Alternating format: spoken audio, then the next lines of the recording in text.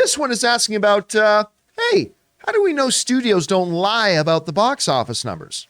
Check it out.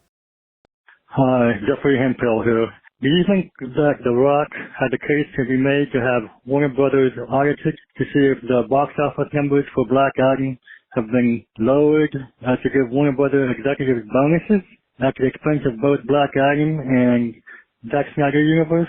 How can we trust that a flop is really a flop and not a hit, like The Batman is a hit? Also, Avatar 2 numbers are hard to believe too. How can we trust that studios don't inflate the numbers upwards to give the appearance of a hit?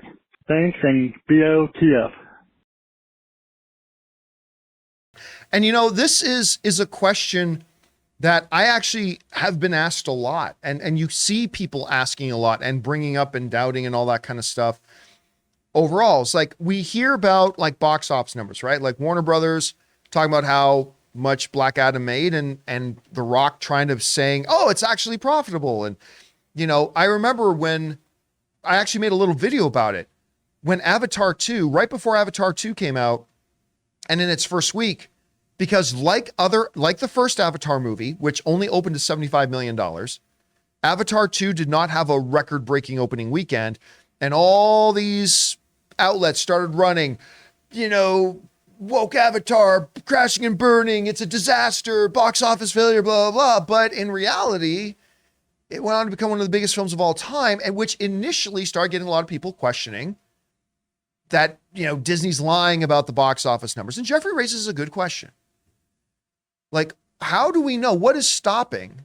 Let's say a movie studio wants it to look like a movie they put out lost tons of money for tax benefits or whatever. What's stopping them from coming out and saying, oh yeah, The Rock made no money. Black Adam, it actually made 700 million, but we're going to say it made less than 400. Or what's stopping them from saying, you know, Top Gun Maverick only made 400 million, but we're going to say it made $1.4 billion. Well, what actually stops them? Because does anybody trust big corporations? Well, you shouldn't on face value. There needs to be checks and balances in place, right? So this is a question that comes up a lot. But what I will tell you, and I did a little like one of these little short vertical videos on this a few months ago, but I think it's important information for us to touch on here. You got to understand that you can depend on the actual box office reporting. And here's why. We're going to go now. My handwriting is going to be terrible. I'm trying to write on a vertical tablet here. But here's what some people think. Some people think this. Do we have this loaded up? There we go. Some people think you have a movie, right? Here's a movie. And they think that the studio finds out. Sorry, I got a little Phil Collins on my brain. The studio finds out how much their movie made, and then the studio is the one to report. It's hard to write vertically. And this is the system here that everybody that kind of assumes that this is the system. This is how we get to this final report box, right? That we hear that the studio tells the world and reveals to the world what their movies made. And that's how we find out the box office numbers. And if that was the case, then yes, it's a completely reasonable to ask, well, how do we know they're telling the truth? How do we know they're telling the truth about the numbers they make? I don't believe for a second that Avatar 2 made whatever. What did it make? 2.2 billion, 2.3 billion? I can't remember. I don't believe for a second that made that and all that kind of stuff. I think Disney's just making it up. Okay. But that's not how it works. Because in actuality, the studios do not report the box office numbers. The box office numbers actually come from an independent third-party company called Rentrack. Now, here's basically how it goes, okay? So we go back over to my horrible chicken scratch here, and we got one movie house, we got two movie houses, we got three movie houses, we got 400,000 movie houses, okay? These are all movie theaters. So I'll put a big M in there. Movie theater, movie theater, movie theater.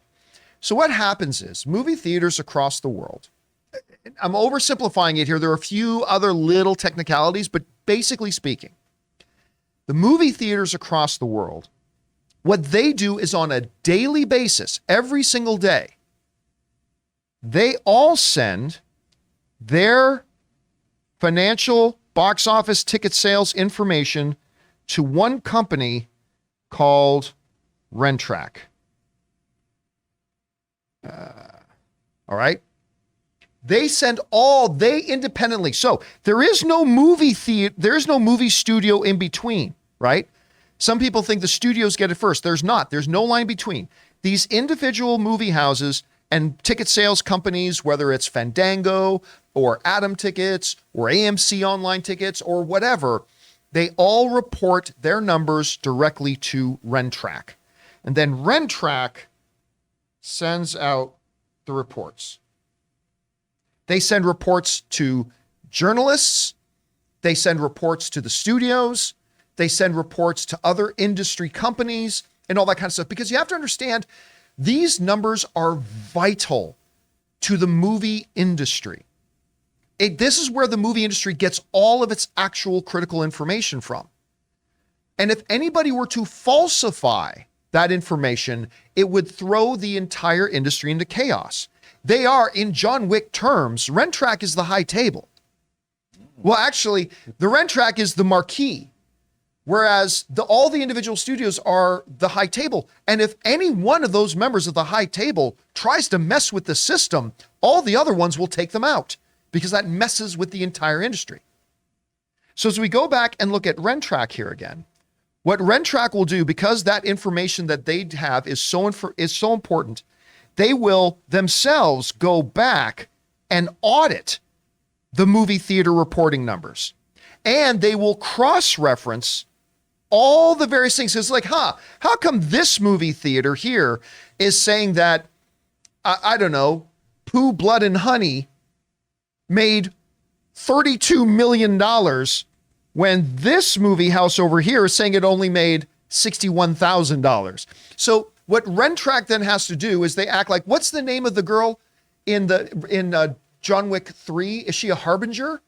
Oh, is that what she is? I think so. I can't remember what she calls. I know in part 4 they call him the harbinger. I think she's a harbinger. Anyway, so Rentrack also is kind of like sends out what's it called? The adjudicator. Adjudicator. So Rentrack, sticking with the John Wick chapter 4 or all John Wick mythology analogy here, they send out adjudicators to double check those numbers, to cross-reference those numbers, because it is in the movie industry's best interest to have absolute accurate information. It's vital to them. It's very important to them.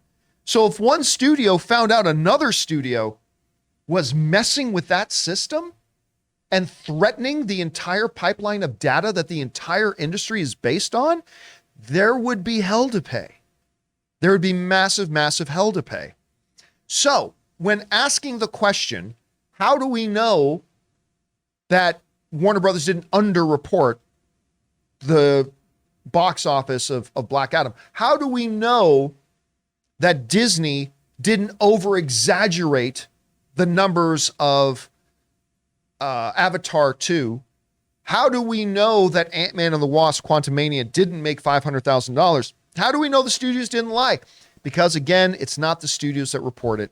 It is a third-party independent company known as Rentrack. Now, admittedly, I have just oversimplified it. There are more details and different layers and all that kind of stuff, but that will give you kind of a basic general idea of that. So that is why, basically, we can, for the most part, rely on the information we hear about box office numbers. Any of you guys have anything you want to add to any of that?